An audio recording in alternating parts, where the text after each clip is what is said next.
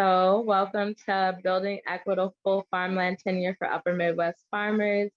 This is a project that is funded by the North Central SARE. We're also, Agrarian Trust is the recipient of that grant, but we were grateful to have a lot of on the ground local partners and coordinators that we're working with to bring the series to you. The main purpose of this, we're putting out public knowledge, and these recordings will be widely available for you to share and use to bring more people into the fold and the knowledge around equitable farmland tenure. But one of our main purposes of these webinars is to build a knowledge commons and community of practice that will live on beyond this grant, so that more and more land seekers and landowners are connecting, and more importantly, more people are equipped with the knowledge and the network to help those transactions happen. Today we're going to go over a case study with Philadelphia Community Farm and Chrystal, who's gracefully gonna share her experience and knowledge, and we're gonna have plenty of time for questions. And she has a wealth of knowledge, so I really hope you come with some good questions. And we also have other people on this call that will be able to field and answer those questions as well.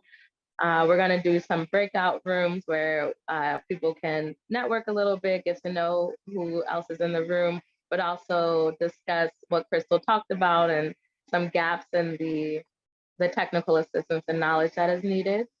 Then we're gonna get into how to navigate resources. One of our biggest points of all this is to make resources more widely available. So the team who put this together will share some of our favorite resources.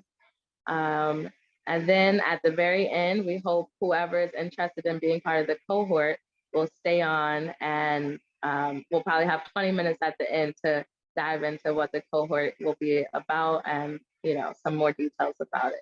This is just a quick overview of the objectives. I kind of went over that in the agenda. And before we get started, I wanted to recap what we talked about last time. So on the last call, hopefully a lot of y'all were there, but if you weren't, there is a recording available. And in the last webinar, we explored definitions and understandings of equitable land tenure and the historical context in the Midwest. And we discussed what's needed to fill in knowledge gaps. So I wanted to share some of the themes that emerged, not only from the surveys, but from all of the discussions we had on the call. And those themes were people are looking for system support with navigation of these resources and technical assistance. People are looking for ways to explore different entity structures. People wanted to know how to deal with anti-racism in rural areas. How can leaseholders and communities gain equity through cooperative farming models, working with ag easements and land trusts, and complexities that arise within group dynamics. And of course, all of these things can take years to unpack alone, but we hope to start the conversations and start building more resources that people can go to concretely to get some answers around these things. So lastly, we're gonna get started with Chrystal, and Moses is gonna introduce her. Please stay on for the last 20 minutes if you want to be part of the cohort, and just know that the cohort will have follow-up sessions on specific topics over the fall and winter. We'll be meeting in person and doing on-farm trainings and trying to match people with mentors so that they can assist transitioning landowners and land-seeking farmers. So again, keep adding into the chat, introduce yourself, say where you're from and what kind of work you're doing with farmers and land access. And we look forward to all the robust discussions. So I'll hand it to Moses to introduce Chrystal. Thank you, Aleya. My name is Moses Momanyi. I'm a farmer here in Minnesota, in Cambridge, and I also am a land access navigator through the Farmland Access Hub.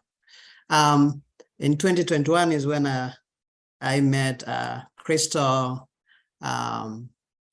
In the fall of 2021, we were actively looking for other farms to host the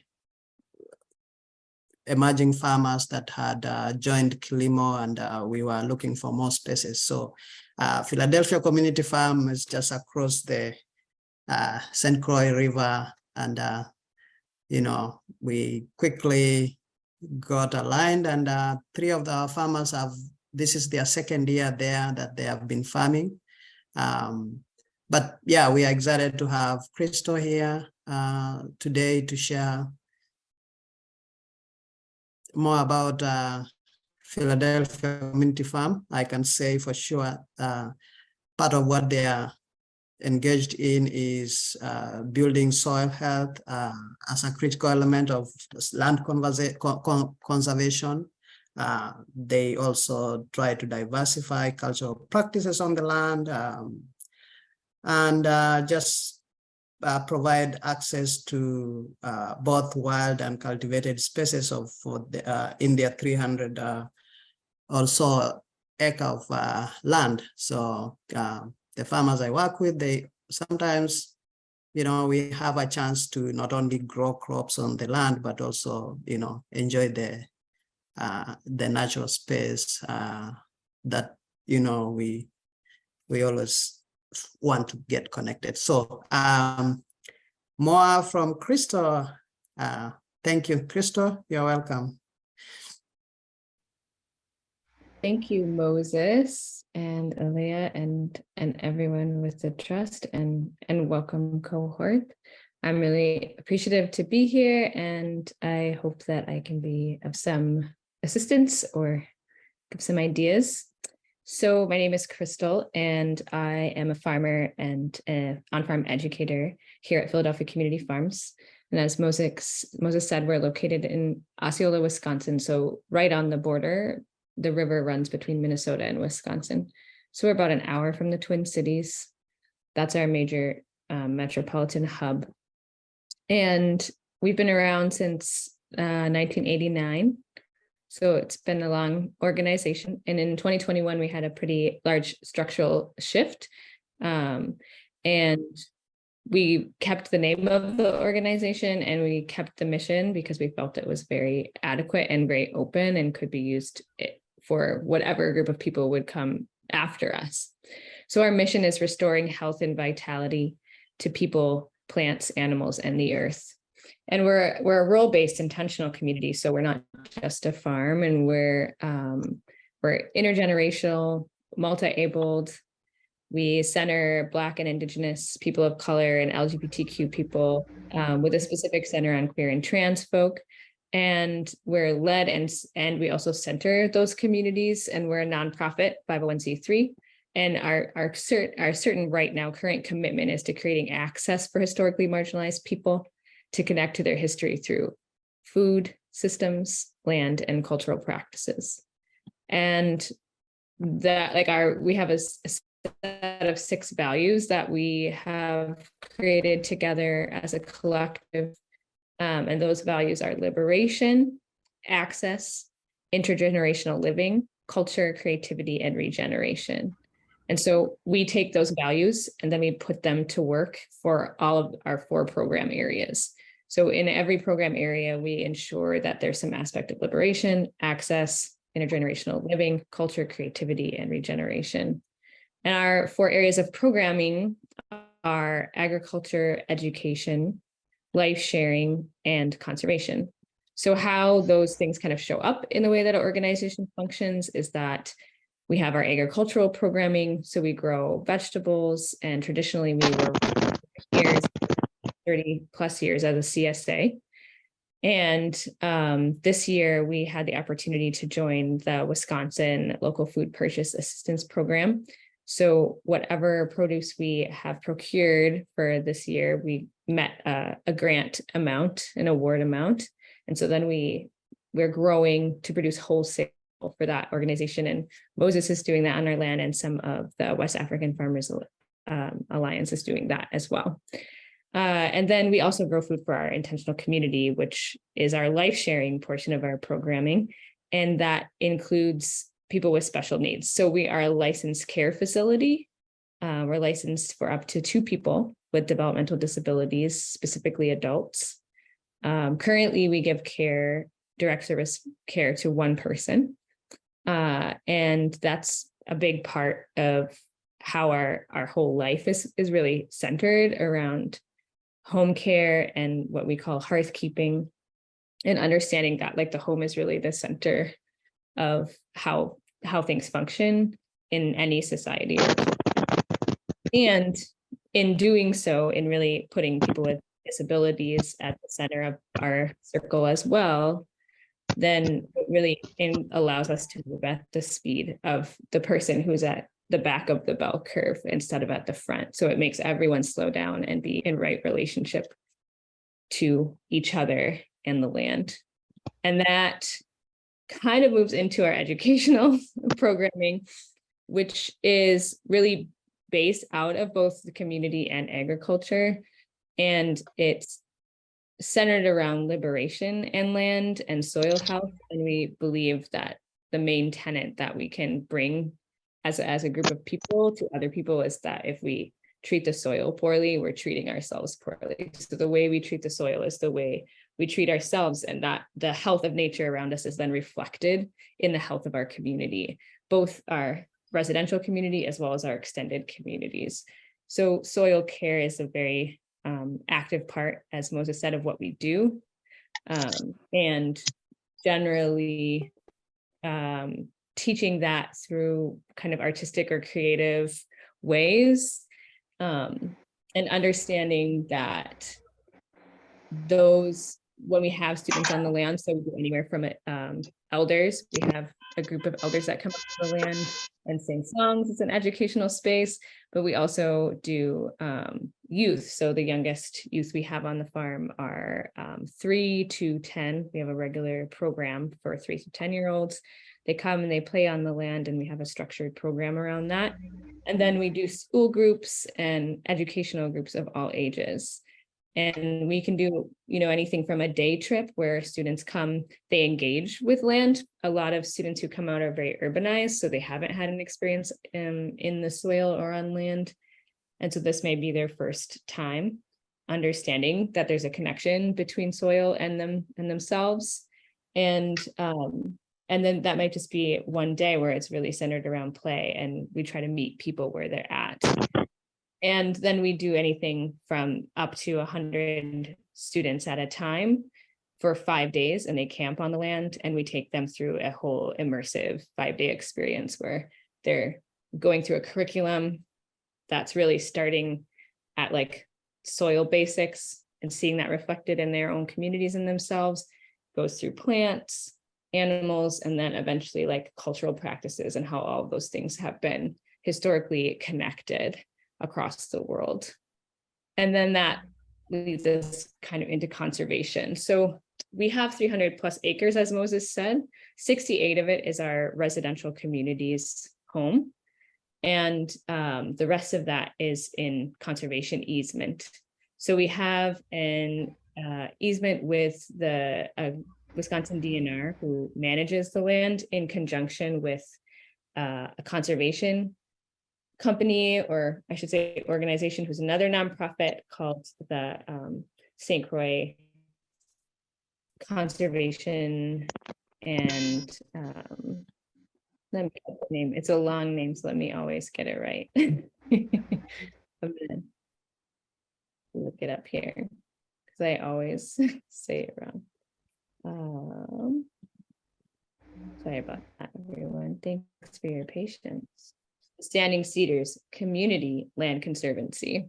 So they are a nonprofit that conserves land all along the St. Croix Valley, so along the rivers. They have many different areas, and with us, they have this 300 acres. So all of that is public access land because it's managed by the Conservancy and the Wisconsin DNR. And we also have access to that land as well for conservation. But something that we have taken into account in the last few years really is that conservation is typically not viewed through a holistic lens. We kind of see it as the standalone thing where if we preserve a space and we leave it there, then it's gonna that's like the best we can do. And if we look at the relationship to community and people throughout time. That's not how land has ever been managed. It's not a stagnant thing. It's always evolving and changing. So we're working really hard right now to like kind of redefine what conservation actually means, and that it does include like a more holistic approach that includes caring for soil, understanding how water moves in space. So understanding if your rivers if we're damming our rivers, then we're stopping the transition of land. Like a river really has a lot of breathing space. It needs to move and change the landscape. And so we view the human being as a keystone species, similar to that of like a beaver or something. We go into a space, we change the landscape. And so we really want to be able to look at all of the areas of our programming and how they also interplay with conservation. So we don't think as an organization, although we have these 4 program areas, that they're necessarily separate, that we like to view them as a circle and that they're inherently connected. You can't have community without education, and you can't have education without community, and you can't have conservation without agriculture, agriculture without conservation or community. So they all are interplayed with one another. And then the lens through which we try to manage those 4 main sectors is those 6 values that I mentioned earlier. There's 14 of us on the land currently, and 2 residential houses. We name our houses in a very traditional way. So our main house is named Farmhouse, and then the house that my husband and our child and one of our interns live in is called Orchard House. One of the, I think, main, or if we're talking about like different complexities that come up, I would say, or maybe struggles as an organization, as a nonprofit, has really been in the housing sector. So because all of our land is in conservation easement, including the 68 home acres, we have what's called a right of first refusal by standing cedars.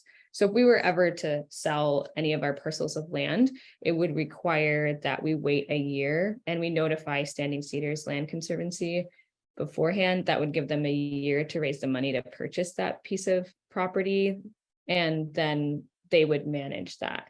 Additionally, as we would like to see our community grow to a more robust amount of people to manage both the flow of like labor and rest, we'd like to be, eventually around 50 or so people. Our housing becomes complex because of that easement. So with the easement that was made in 1989, there's a limit to how many permanent domiciles can be built on the land, because it's in relationship to conservation and how conservation was understood in 1989. This was obviously before there was clear understanding of like solar power and all those kinds of things. So we can only build like 6 standalone, fully encompassed domiciles. So those are what would be considered a domicile under our agreement, is something that has been plumbed and that is attached to the electrical grid. And then it has by plumbing also has a sewage system in it. So we can only build 6 of those. We can build as many outbuilded structures. So we can build more like yurts or things that are considered impermanent housing, but we're really limited in how many houses we can build on the land. And then the square footage is also limited to how many bedrooms can be in that house based on the amount of impact that could have on the land. I would say another major thing that, we've been working through as our group has grown. My husband and I spent 10 years in intentional community previous to this, and he grew up in intentional community through an organization that's pretty well known, that's global, that also deals with agriculture, but has a very different lens through which they view the world, but that's the Camp Hill Community Movement. And so we came to this space with having a lot of experience in intentional community and group dynamics and the complexities of like working with a lot of people that you don't know very well. And one of the things that I just like to preface in those spaces when you're having complex relationships and it's about ownership and land is there's like two main things in decision making that are really necessary. It's relationships and structures. And if you have really strong relationships, if you know people really well, then you can lean on your relationships if your structures are just beginning to be built. But if you don't have great relationships and there are new people in your life and you don't know each other deeply and well, it's important to have really strong structures for how you make decisions or how you manage money, how you manage really kind of all of the parts of how a household would run. Because when you have multiple people on a piece of property and they're all trying to make a decision or come to have some kind of stake in that space, everybody's decisions are inherently then connected to everybody else's decisions. Like it isn't just a decision and it's my family. And so it really is like running a big household. So if there's a financial decision, just like you would have a budget in your home, you also would have a budget with that whole group of people. So we really lean into the structures of consensus and conflict resolution. So we have clear rules for what our conflict resolution processes are, how we make decisions. We have clear protocol for all of those practices because we are fairly new with each other. Most of us have only known each other for at the most like 4 years. So it's a fairly new group and some people have only been here for a month. So when we make decisions or create or face conflict, we have to have really clear structures in order to be successful. I think I'm coming up on like my amount of time and I just could go on and on. So I would love to maybe leave it there if that's okay. Moses or Aleya, you let me know what you'd like the next steps to be with that. Yeah, thanks. That's great hearing the background and all your different anecdotes. I'll leave it to Valentine because she's gonna facilitate Q&A. I was thrilled to hear about this, Chrystal. Thank you so much. And I wanted to open it up if folks have questions. I have some questions, but since I can ask questions infinitely, I feel that other people should get a chance to ask questions first. If there are things either, when we were talking, setting this up, we were really grateful that Chrystal brought expertise both about some of those land mechanics and the relationship mechanics. So really, she's open to questions on anything here. So are there things people would like to bring forward? I'll keep an eye on the chat.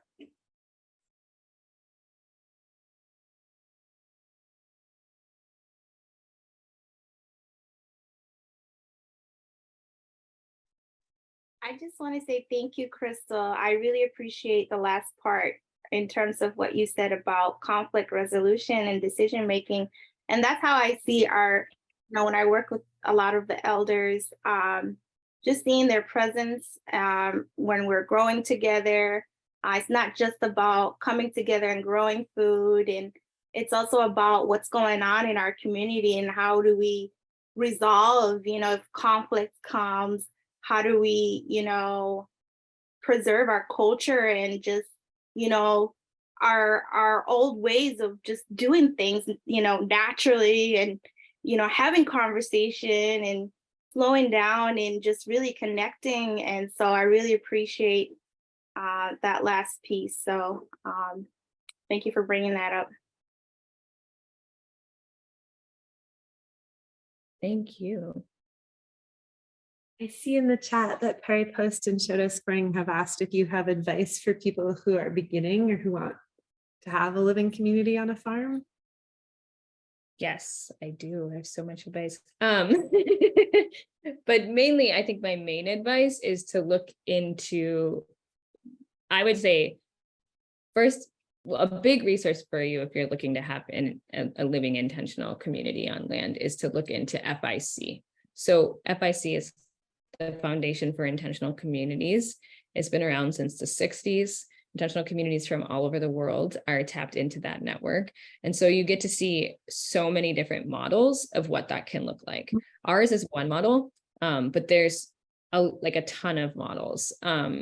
one of the, yes, IC.org, one of the greatest, another, not greatest, but another really great model that I've seen is the model of Twin Oaks community in Missouri. They kind of reached like a sweet spot threshold over the last 50 years as an organization. And they have 70 people living on the land, and they have very clear understanding of what their industries are and how they're going to be financially solvent, really. So they run their business as a for-profit entity, which is very different from us being a nonprofit entity. They are the makers of East Wind, if you're familiar with their nut butters. They're all over the country, and they slowly built that business up to be what it is today.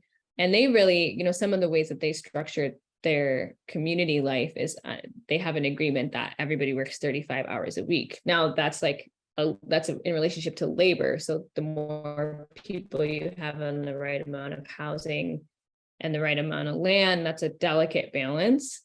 But they really view everything, one of their values that people do as work. So that includes if you're cleaning a house, that counts to your 35 hours. If you're cooking meals for the community, that counts to your 35 hours. If you're in the garden, if you're on phone calls, if you're in Zoom meetings, all those things count to your 35 hours of work. So I would really look into different organizations, different communities, how they manage their models.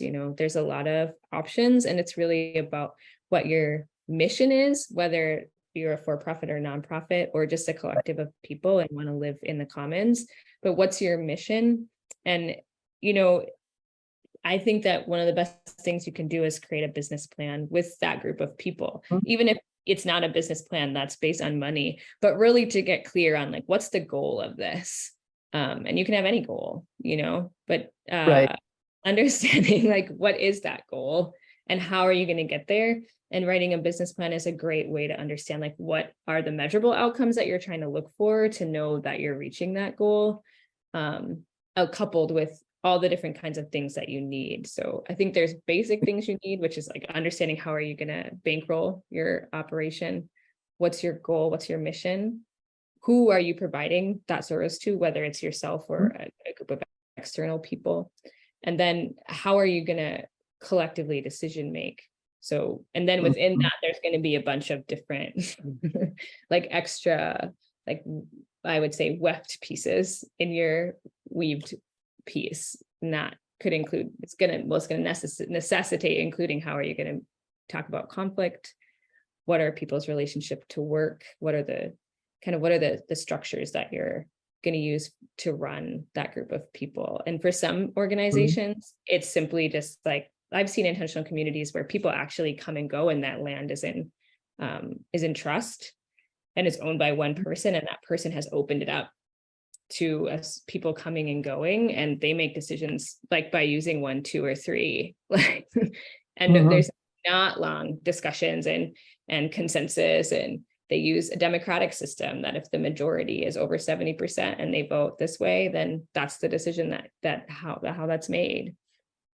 So I think it's really understanding what structures you're going to use and why, right. Really why, what's the reason. I have a lot of visions about what structures I would use and so forth. I mean, Twin Oaks is wonderful. I visited them 50 years ago. 50? No, 40 years ago, probably.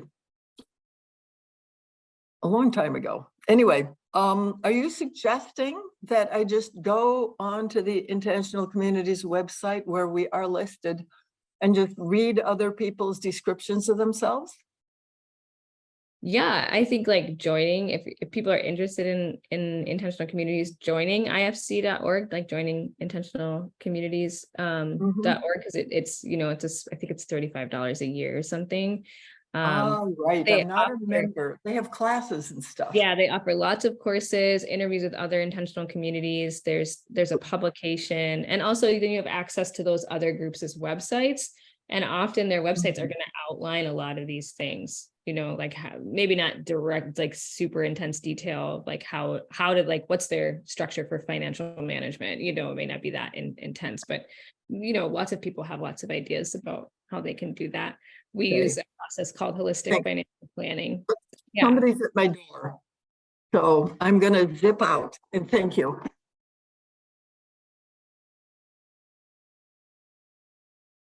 Chrystal, can you say, it glitched briefly, you said something holistic planning? Yeah, so our organization uses a financial planning model called holistic financial planning or holistic financial management. And that comes out of the agrarian concept of holistic farm management, right? So there's that, and then part of holistic farm management is a holistic financial plan. So we really lean into the holistic financial plan just to understand how our resources, how we're going to make decisions about where our money should go. So it's not just a budget, we also test it against our values. So just because something might be more expensive or might not bring in income doesn't mean we necessarily don't do it. But we have to look at the whole picture of what our situation is for the year and the years upcoming and really decide against we put that idea or proposal or financial concept up against our values and see where does it fit. And there's a series of test questions that are really helpful in that model, and it's pretty easy to find online. Yeah, so that's another thing, like what kind of financial model are you going to use?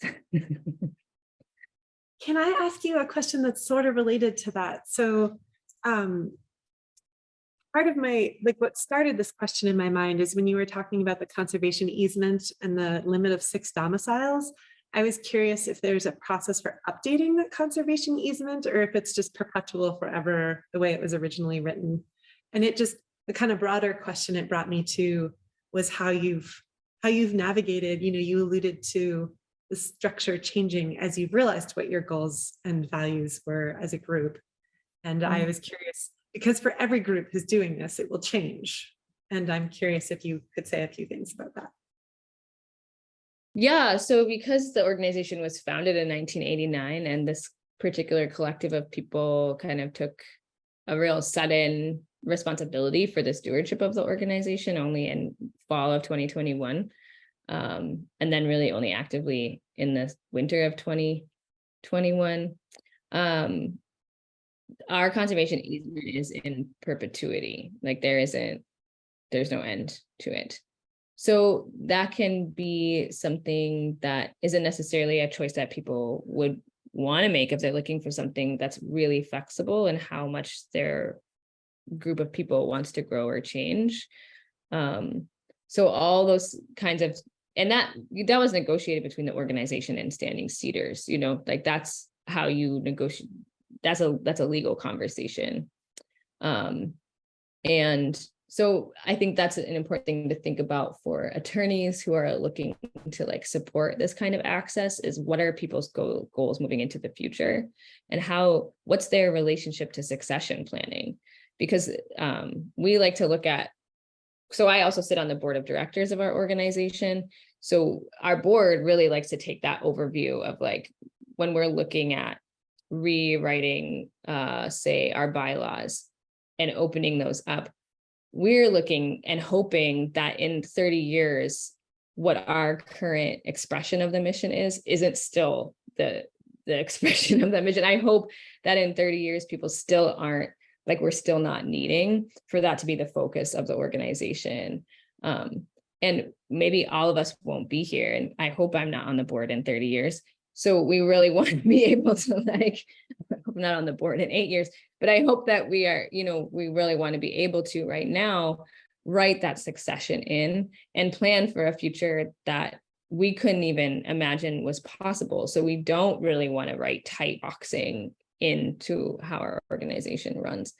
Something that we had talked about originally was that with that easement, it does make it difficult. So say if I have the money, my own self, to build a house, and I'm going to choose to build a permanent domicile, and my family moves into it and we live in it for 30 years, and then we decide to leave the community and we want to sell the house. So we either have to sell that house back to the community, and it makes it really difficult to sell that house on a traditional market because we won't be building any equity, because the next person can't necessarily because we're in a conservation, they can't necessarily do whatever they would want to do to that house. And it does lower the retail price because it isn't as equitable to be able to, it's just a standalone house, you can't sell that acreage, right?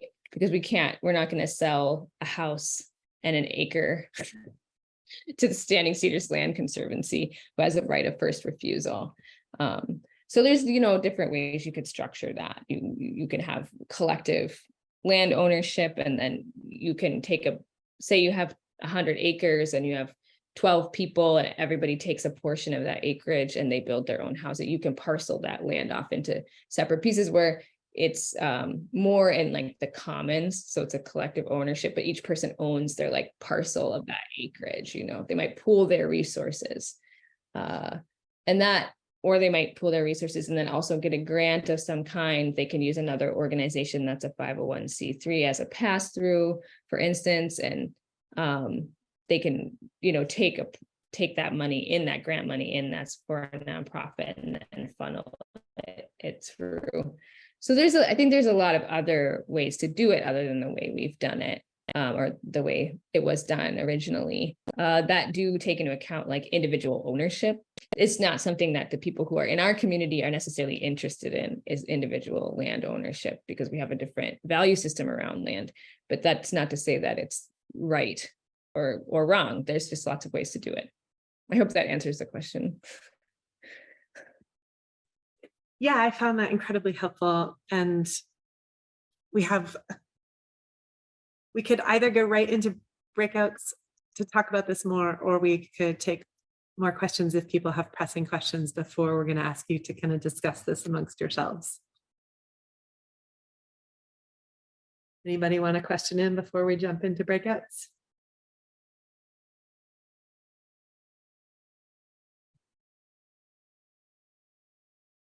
Okay, so what I'm going to do is, I think what actually makes more sense than putting slides up is I'm actually just going to pop the 3 questions that we are going to ask you to discuss into the chat. And the basic gist is that we're going to have, I think, 4 breakout rooms. So we've got about 8 people in each. And we're going to have you introduce yourselves to each other. Ideally, also talking about your relationship to agricultural service provision and supporting equitable farmland access and tenure. And then the 2 seed questions, really, you're welcome to discuss whatever came up for you in this conversation or what kind of pressing questions you want to bring to the group.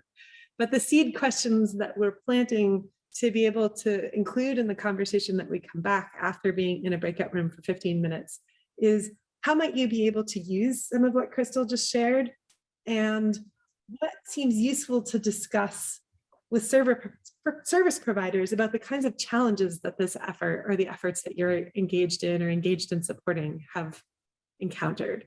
So for example, just to provide an example of this, in preparing for this, we were talking about those same resources that Chrystal shared. And part of what I found really helpful to bring back to some of my colleagues from those websites were about the history of the suppression and oppression and often violent dismantling that many of the intentional community and shared land endeavors have faced. And so it's not like these commons efforts weren't a good idea or weren't plausible or didn't work really well, but that they encountered a tremendous amount of backlash. And how can we change the conditions so that they're not having to mount against such tremendous pressure would be, for example, a question to discuss. Okay.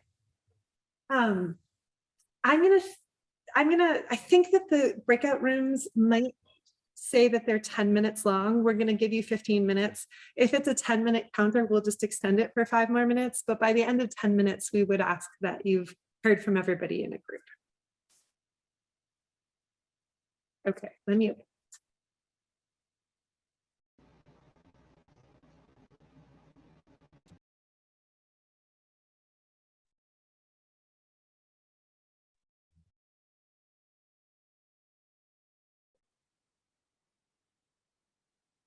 Okay, so I think that what makes sense now is for us to come back. We, at least in our breakout room, we had come back to some really good themes that I'd love to just have it be an open conversation for a bit, and then we will take a break after we have this conversation before we move on to the next part of the program. You want to say what you just said again to get it? So this, I'm just gonna like process note, instead of having room by room report backs, part of what we were hoping is that we could have more of a conversation at this point. And so we're hoping you can bring some of the key themes from your conversations into the larger conversation. Yeah, I was just kind of bringing up a point that I was really intrigued by last webinar in my breakout room about the transition of land from like single families holdings of land, and oftentimes, you know, that may be white families or who are wanting to, you know, pass that on. And yeah, just like really interested specifically with Philadelphia Community Farm, like looking at that transition, like how, yeah, I think I'm losing my train of thought, but basically just interested in the confrontation of power and whiteness and how that needs to happen in order for new people and beginning farmers to be able to start working cooperatively on land, I guess. Yeah.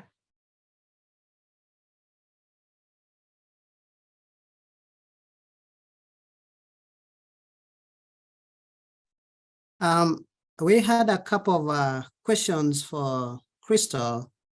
If Chrystal is still here, how did the community come together, and are they the one owning the land? How did that happen? The second one was how is the technology factoring into the easements that are already existing?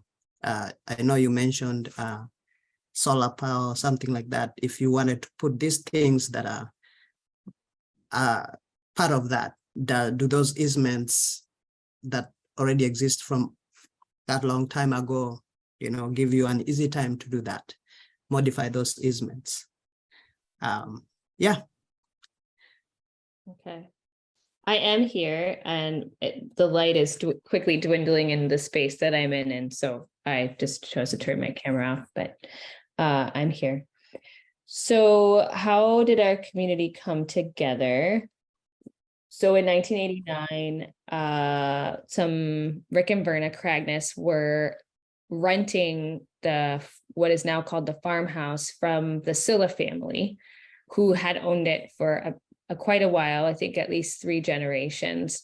And then previously before that, in the early 1900s, like, or late 1800s, there was kind of a move to change a lot of this farmland and this area into like mineral springs to really mimic what was happening out east. But that fell through, and then the Sillas acquired the land then.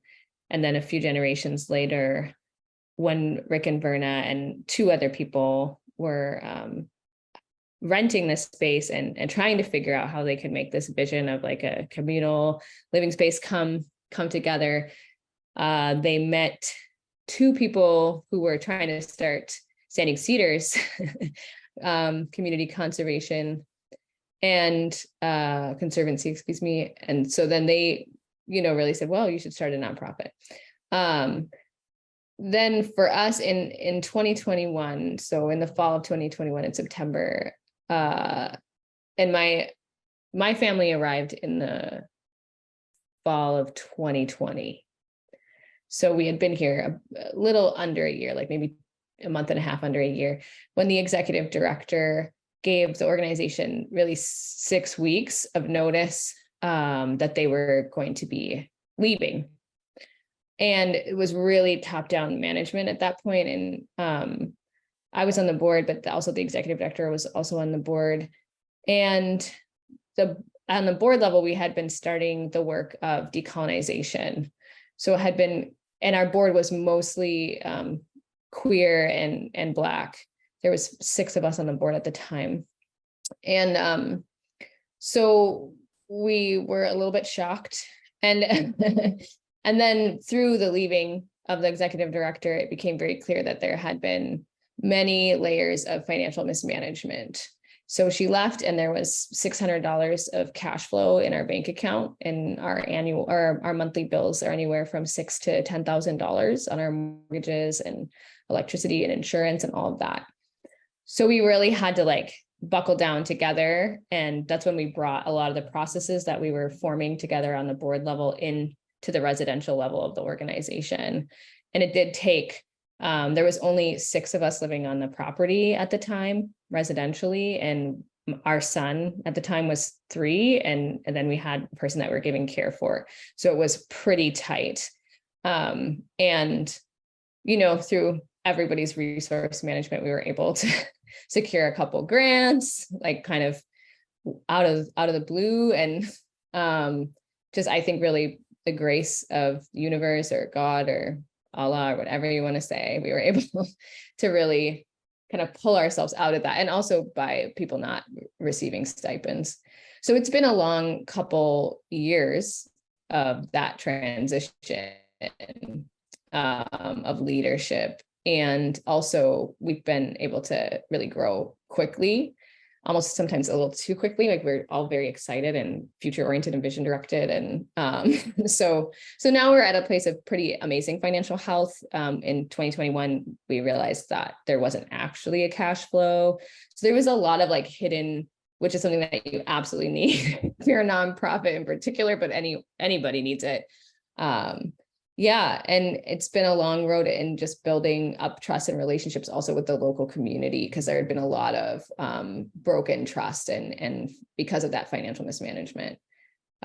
So we really came together through crisis, as most Midwesterners often do. And I think there's something special to be said about the fact that, you know, our board members and the residential community, we all had a similar goal in mind, which was really like liberation through decolonization. And many of us had lots of skills in facilitation and training in communal decision making. And so I think that kind of cemented the way we were able to make things work. Yeah, I don't know if that answers the question fully, but I hope it helps a little. I think it answers, but I'll add one more that I'm just thinking is who owns Philadelphia? Is it board members by membership? You know, you mentioned 14. I think that was also part of the question. Like who actually is the owner of that 300 acres? Right. So because we're a nonprofit, no one person owns it. None of us are owners. The organization owns the land, the business. Just like 3M isn't owned, like that property isn't owned by the CEO of 3M. It's really owned by the business of 3M manufacturing. So there is a layer there of protection, right, from individuals. And so if we would go bankrupt as an organization, it wouldn't necessarily fall on the residents of that community. Although, because we are a nonprofit, the board of directors, in particular, the 3 officers of that board of directors, so our chair and our treasurer and the secretary, and really the buck stops with the chair, hold the fiduciary responsibility of the organization. So as a board, we have a series of kind of like, I don't know if you want to, it's called a specific thing, but they're like these kind of things that we are required to do by law. And they're kind of these tenets. So we are responsible for the financial future of the organization, in the sense that if we would recognize that that we would need to dissolve the company, that would be the kind of final decision making that would need to be made. And we operate like that from a legal perspective, but we don't operate that way from a social perspective because we're in this gray area, this dynamic of trying to work with like decolonization practices while simultaneously living in a capitalist accumulist society. And so it's like a tenuous road to continuously walk down. And it's just the reality of life. I hope that like more clearly answers the. Thank you. Yeah. Oh, well, Chrystal, I put in the chat, does that include also protection from like developers? I don't think I heard, in terms of like the legal piece, like what protections do you guys have?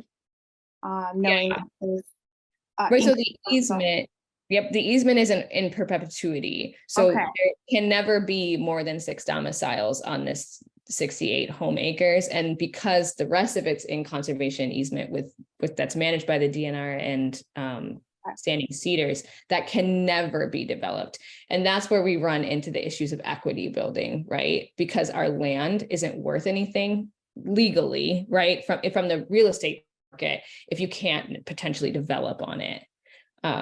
So yeah.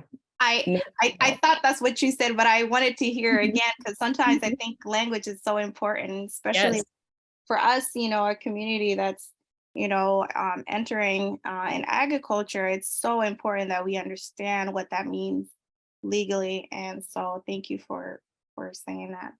Mm-hmm, mm-hmm. Yeah, it's state protected land. I see that Metric has his hand up. So, Chrystal, when you say decolonization, do you have a principle or preamble or manifesto or some plan as to how you work on decolonizing or, you know, undoing, I would say, white supremacy? Is there something as a model that you follow so that there's some measurement of that is actually happening? Yes. And especially with language. Mm-hmm. So hold on one second, because I want to pull up like exactly what I need here. We have a lot of different things. We have a community agreement for how we engage with one another. But the biggest thing is that we when we say decolonization, we're talking not only about white supremacy, but also like all the systems of colonialism that have existed that include white colonization. So we believe socially that white people have also been colonized, and that colonization is really about a separation from indigeneity. And all people have a history of indigeneity if you go back far enough. And so then there's like layers to that of who it affects most dominantly, depending on where you live, where you grew up, your racial makeup, and your ethnic history and your familial experience. And so all of this is outlined through a process that we use on the farm called EET. And the praxis for that, so the practice that we use around that was created and described by Professor Pokolanawi from the Hawaiian Islands, and also who has some heritage that happens to also be in indigenous Puerto Rico, so Taino. And the process is called rediscovery and recovery. It takes you through kind of these 5 action steps. First is rediscovery and recovery, then it's mourning, dreaming, commitment, and action. And those that's one of the practices that we actually teach when we do programming on the land. So we've done the group Education Liberation has come out and gone through this process of decolonization with Professor Pokolanawi. And it's a long process, right? Like none of us are ever going to be at the end of this process, but it's about becoming more conscious of like where we're falling on these kind of systemic layers of oppression and how they show up. And the first is race, because that's the first thing we see when we see people. And it moves on down there from ableism and ability, education, language, and continues, and how we are able to then see where we're interacting with all of these different systems. So that's the process that we use. And then we also, in conjunction with that process, we use another process or another rooted praxis of decolonization and critical self-reflection described by Dr. Paolo Ferrieri and Dr. Alma Florada. And so those two things we really use together when we're talking about liberation and decolonization. And I can put those people in the chat if that's helpful. Awesome. Yeah, I was thinking these will be great things for people to dig into more in our collective resources. And thank you, Metric, for asking that. And it feels so important to name these things because really everyone who does agriculture for food, especially food for communities, is living in that space between like living in a commodity society, but the self-exploiting, like the labor of agriculture is not really compensated in the economy that we live in.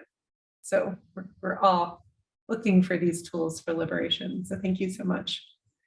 So I think what we're going to do, I don't want to cut off this conversation. So if there's like another question, we'll do this. And part of what we're going to do is part of our program was that each of the hosts was going to share some resources, and we're going to prioritize some of the resources that are relevant to the questions. And then some of us who'd prepared stuff that's less right on topic, we'll do it in the next time we meet. So we have time for a couple more questions if they're pressing, or, you know, while Chrystal is here, this is your time to ask questions. Is another way to say that.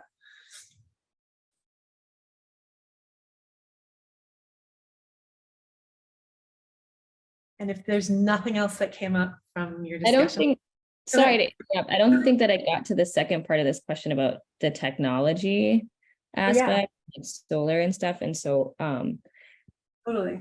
that's like totally acceptable on our easement. And I, you know, it's one of the things we've talked about, which is just building more non-electric or off-grid electric buildings, and or if we decided to invest in like solar arrays, say, so that we could use that to pay for our electricity, but then also, you know, get a kickback for feeding into the grid, that would be something we would have to bring to the Conservancy for sure.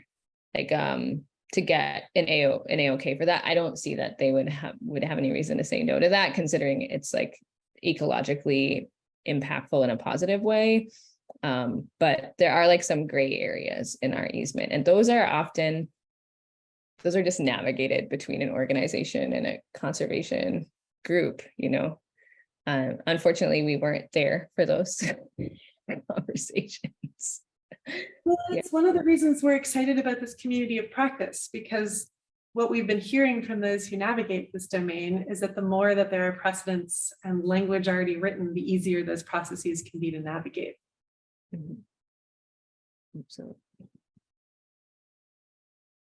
hi, this is Marcus. And Chrystal, I don't necessarily have a question, but I just have a comment, and I just want to say congratulations. I mean, based off of what you went through in terms of from 2020 to now, and just what you've shared with us, I mean, this has got to be some type of case study.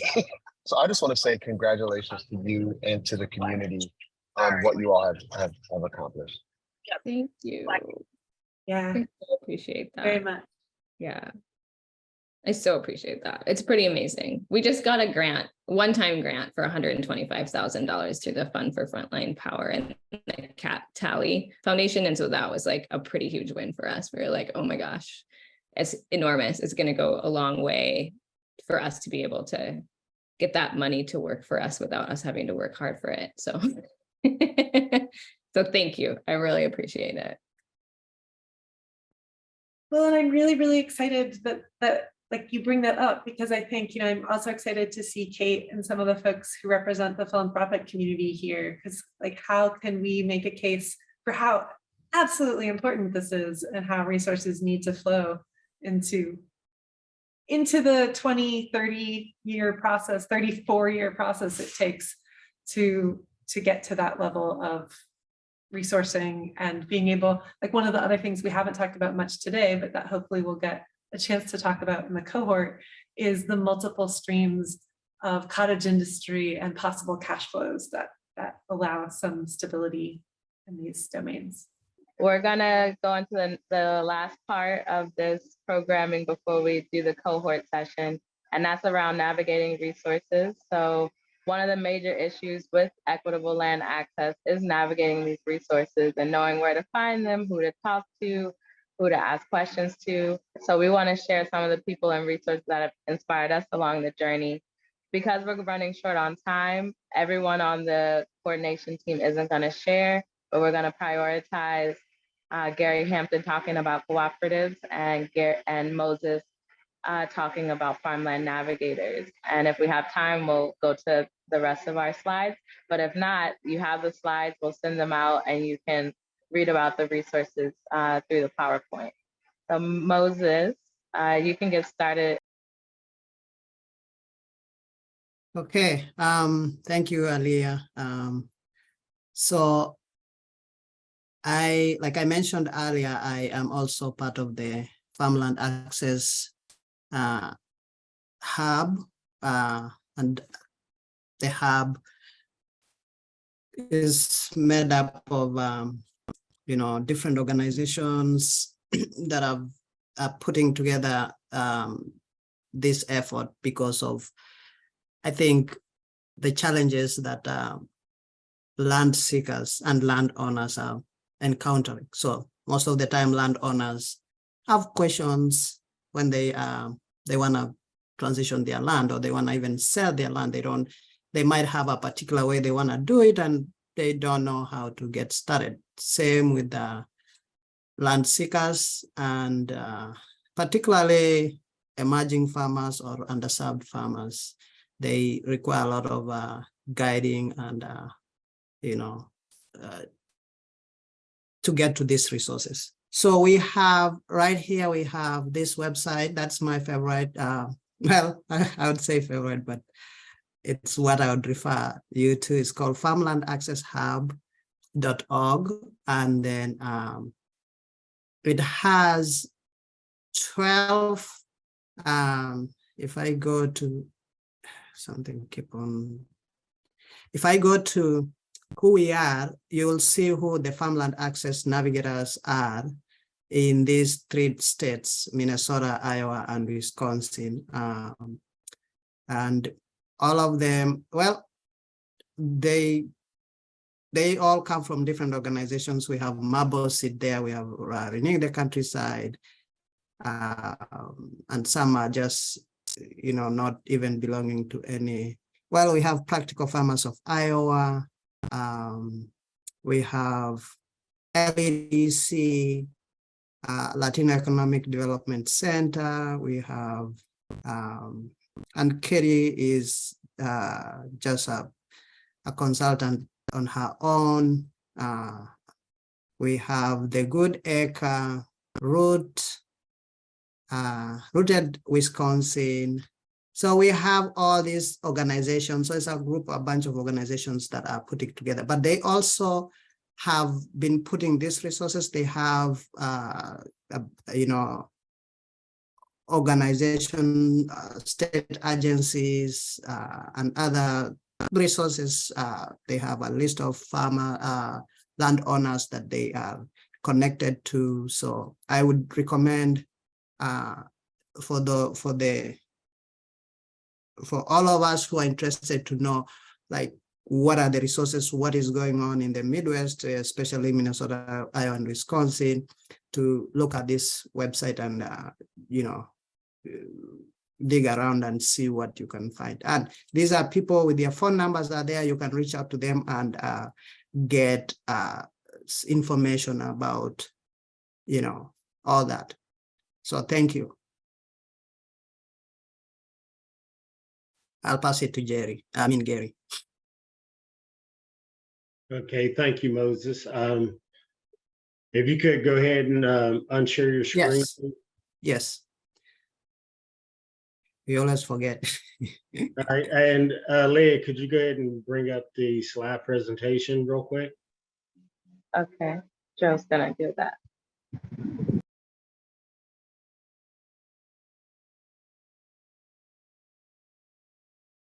I am not seeing it. Okay, there we go. Sorry about that. Screen switched on me. All right, quickly, I'm just going to go through, and this really intersects with what Chrystal was speaking to in some aspects, is equitable land tenure through cooperative farming. Hitting on some elements of what it takes to build a cooperative operation when it comes to land access and farming the land. So could you go to the next slide, please? So here, real quick, through the cooperative lens, you know, land access to converse around land tenure is about referring to rights and responsibilities of the people to have ownership over the land, responsibilities, decision making, and being able to have fair access and distribution of the land from an equitable standpoint. And then is cooperative farming as a model is where farmers collaborate to pool resources, share risk, and collectively make decisions to enhance their productivity and sustainability of the farm and the land. And so that's also part of that equity and building the equity. It's not just in the money, it's also in that collective and collaborative elements of working on the land together. Fostering economic development, and in particular for rural and marginalized communities. It has a lot of power to engage and bring and get people involved, and strengthening community bonds, and again, fostering sustainable and management practices. So if you could go to the next slide, please.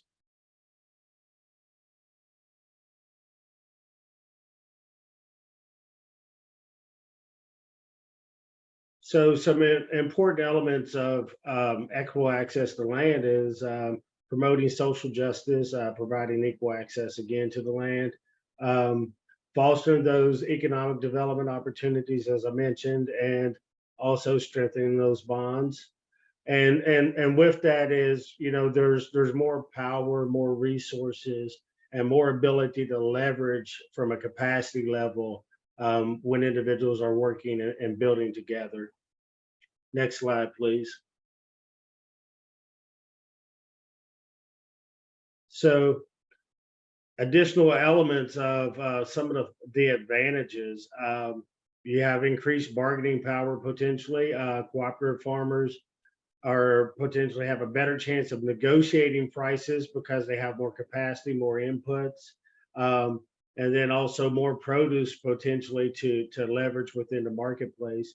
And then also is having that collective elements, and this is sharing the education piece is one of the cooperative principles, principle 5, sharing knowledge and resources, learning from each other, sharing your best practices and pulling things together for your collective benefit.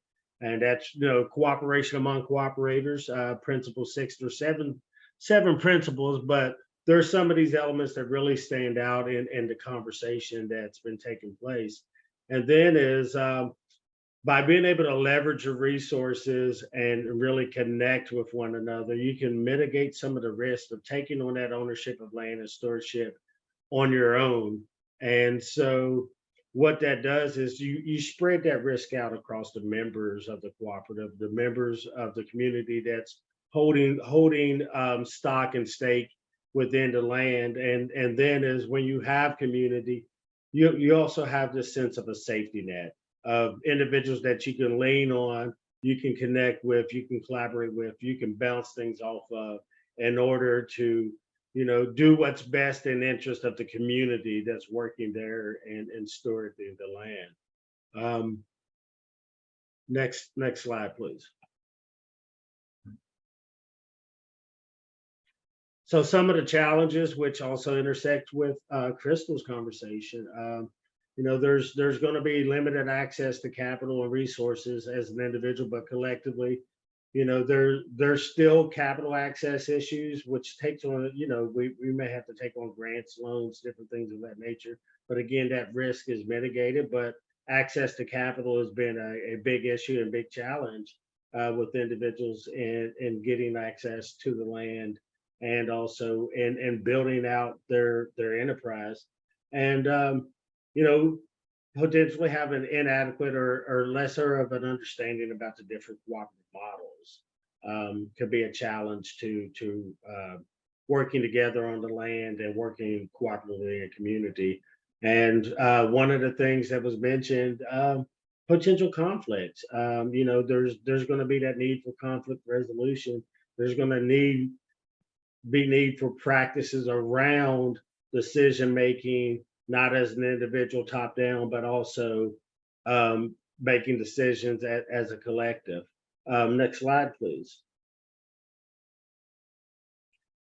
So real quick, just to touch on a couple of things that I already did, potential solutions for success and cooperatively running an organization is, you're going to need capital. So how do you facilitate those access to access paths to capital and grants for startups or for, expansion or acceleration of the work that you do.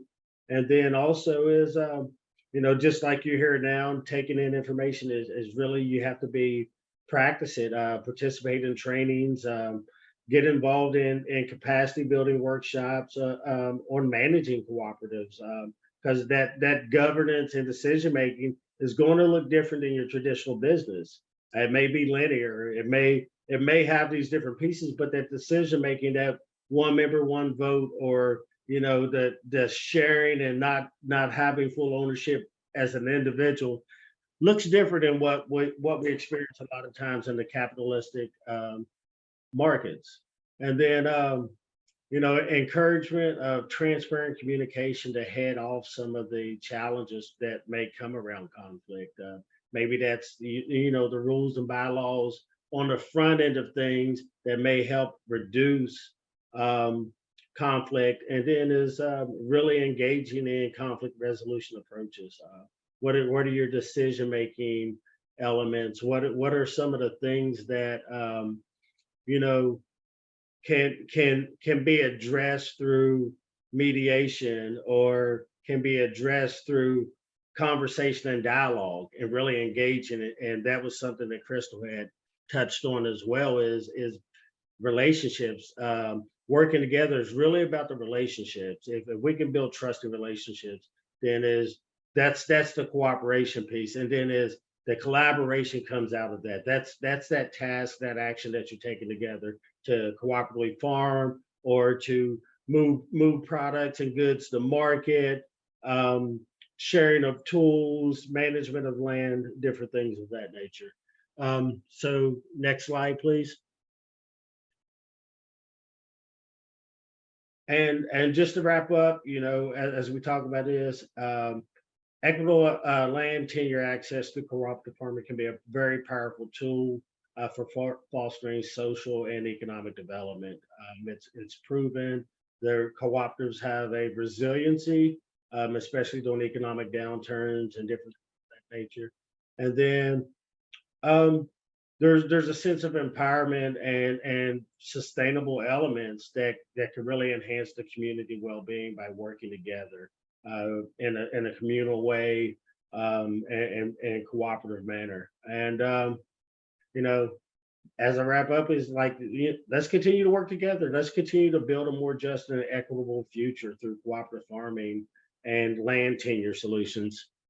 And so next slide. And as I did that, I just wanted to speak to some of those elements, because cooperative development and cooperatives, to me, are a socioeconomic tool.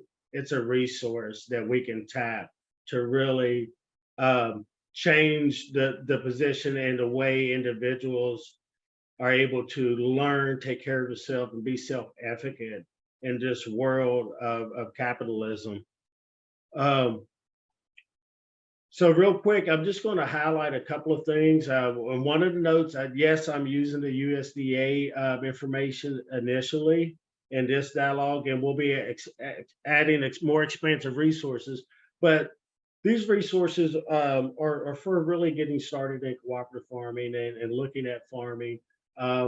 So the first one is a publication which lays out some of the different structures of how you can structure your farm or the relationship with the farmer and the cooperative. And so it's fairly straightforward, and it's just the starting point.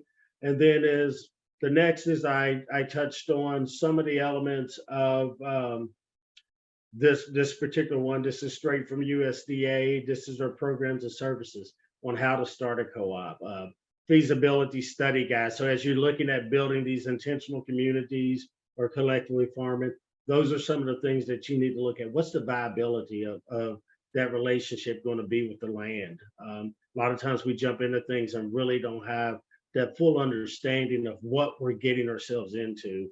And that's something that we need to really take into consideration and invest in.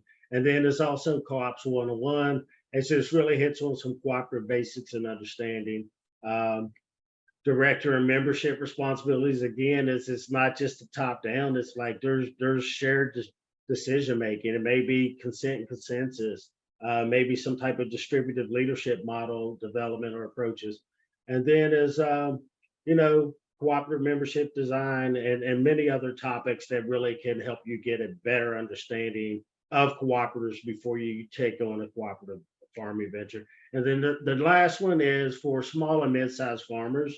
Many of us in sharing the land, you're going to have smaller plots, other entities or whatnot. And so is accessing capital, risk management, marketing opportunities, and land management are all elements that's right there for free through the USDA on their website. And just to point out is something that's great for this area as we go on this journey is the USDA just hired an urban ag executive director.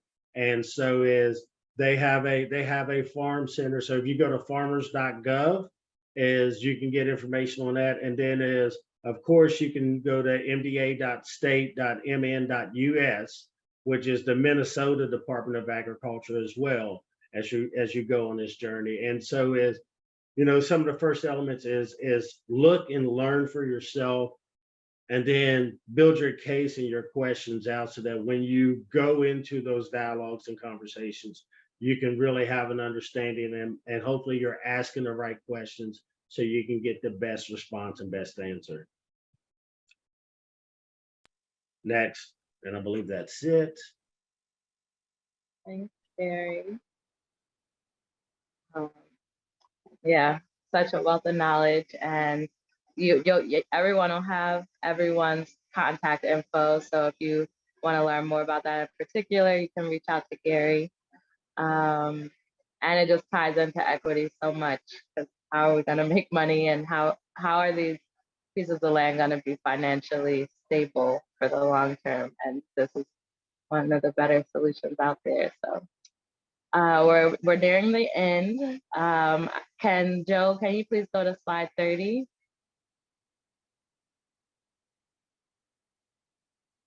And I'm gonna reshare the link for a survey in the chat. A lot of people that are still here probably filled out the survey for the cohort, where we were trying to get more information about the cohort. But this survey that I just put in the chat is for everybody. And we want to know, this is the survey to let us know and give us feedback on our facilitation of this workshop and what you learned and what you would like to see more of in the future. So please take the time to fill that out so we can have some good feedback and keep making the programs better.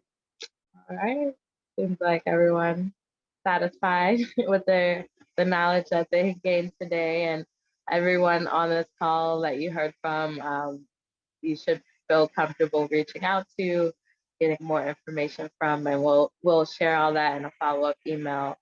So please, if you're interested in being part of the cohort, and just stay on for the next 10 minutes so we can discuss something. Thank you, everybody. So just to recap, a lot of you, or some of you were on the first call where we talked more in depth about the cohort. And then some of you have been on the emails that I've shared. But while everyone's on the call right now, just a quick overview. SARE gave a grant to Agrarian Trust and some sub-awardees to create a cohort of co-learning around equitable farmland tenure and access. The purpose of the cohort is to have some public facing events like these webinars where, you know, a larger number of people can learn, but then we wanted to narrow down that number into a solid group of around 30 people. So, you know, we're flexible in that can work with each other over the next year because this grant is over in September 2024. So we want to have monthly or bi-weekly meetings through Zoom and also in person where we can bring in speakers, where we can do some one-on-one coaching for people who, you know, have specific questions and want to talk to specific people. For example, Chrystal or someone who's in real estate or someone who's working at agrarian trust and has done these transactions. Like, we want to work with y'all to figure out what's the best learning style, and that's still emerging, to be honest. So part of this discussion right now is we want to hear what you want to see. Can you go to the next slide and I can talk about compensation, and then we can open the floor to discussion. So compensation, once you're officially part of the cohort and you've at least attended or watched both of these online sessions, you get a stipend of $100. And the way that will determine if you watched them and weren't there, we can just ask a few questions for comprehension. We will also have a stipend for attending an on-farm session. We're still deciding what that farm will be, but I think that'll be really exciting if we could make it to Philadelphia Community Farm or anyone else in the area. That there are a few case studies that people are familiar with. If you need travel reimbursement, there's potential for that. There is, I said potential continuing education credit, but Valentine has secured the continuing education credit. And you can email her about that. Or could you share real quick about that, Valentine? Yeah. Yeah, so right now, we had credits, and thank you, Leah, for taking us up on them for the first two sessions to count toward continuing legal education for folks in Minnesota. And the call we've put out to the cohort is, if you're in any field that requires continuing education and it would be helpful for you, talk to me and we can see if we can get credit for that, because this is an area that society is increasingly realizing is important and that it wants more people credentialed in. So if that helps support your goals, especially since this is really geared toward service providers helping to support equitable farmland tenure, we're happy to do what we can to support that. And you can email Valentine about that. And then our goals, the overall goal for the grant is that everyone who's involved with the cohort will be able to connect at least one farmland seeker and one farmland owner and support them in completing a transaction, whether that's a lease agreement, a land transfer, yeah, but you know, there's a lot of ways that can look like, and of course we're going to dive deep over the next few months on those different ways that could look. It is a slightly ambitious goal, but you know, that's what we're here for. We want to see it happen, and I think this is, if there's any group to make it happen, it's definitely this group. And then a last note is the grant goes until September 2024. But our hope and what we'll be working towards is to continue finding resources so that this work can be continued as a community of practice, and that, you know, people will be resourced to do this type of support. Does anyone still here have any questions about that? Any clarifying points you want to go in on? You know, this is metric. Can you give me a more clarification when you refer to service providers?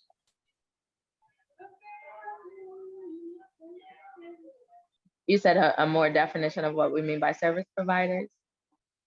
Who would represent, or what would represent a service provider? Yeah, that's a good question. It's a very wide range. So we have written down real estate agents, land trust professionals, extension agents, farmer advocates, which could be an actual farmer who has a network of other farmers they're in relationship with. Who else? Educators, researchers. But really, I think what's important is that you have a network of farmers that you're accountable to that are looking for this type of resource, so that when you learn these things, you have, as long as you have a group to go share this information with and help support, I think, you know, you're an ag professional. I don't, does Valentine, Gary, or Moses, Naima, you want to add anything to that? I think I'll just add, we're using that word agricultural service professionals partly because that's the vocabulary that the government uses, but also that category. Like, one of the things that we're really noticing is that it tends to be farmers doing this work, which is awesome. And also it's a gap. Like many of the people who are in the agricultural service provision domain, like in government, in accounting or estate management or real estate, they don't understand people trying to farm together. And so we're trying to get more people, in addition to getting farmers helping each other and getting resources for that, we're trying to get more people who are already working in that field, understanding that they need to fill this gap. And I'll just, call in colleague Radek here, because he's been trying to fill this gap in Minnesota for decades, and you, Patrick, and many. So everyone who's here definitely qualifies. We're partly naming what we're seeking to try to pull in more people who are working in this domain, who are the ones who keep enforcing rules that aren't real rules. They're just like the way it's always been done, that keep power the way it is, that is not equitable. Thank you. Cool. While everyone's here too, you still think of a question, but I'm gonna reshare the survey that we sent out just for the cohort people. So if you didn't, we have 10 responses. So if you didn't respond to that yet, I'll resend it and you'll get another email. So don't worry if you lose it in the chat here. But a purpose of this survey is so that we can find a shared time that works for everybody. For the team that we have so far, Thursdays have been really good for us to meet. And from the survey results, it looks like evenings are good for people.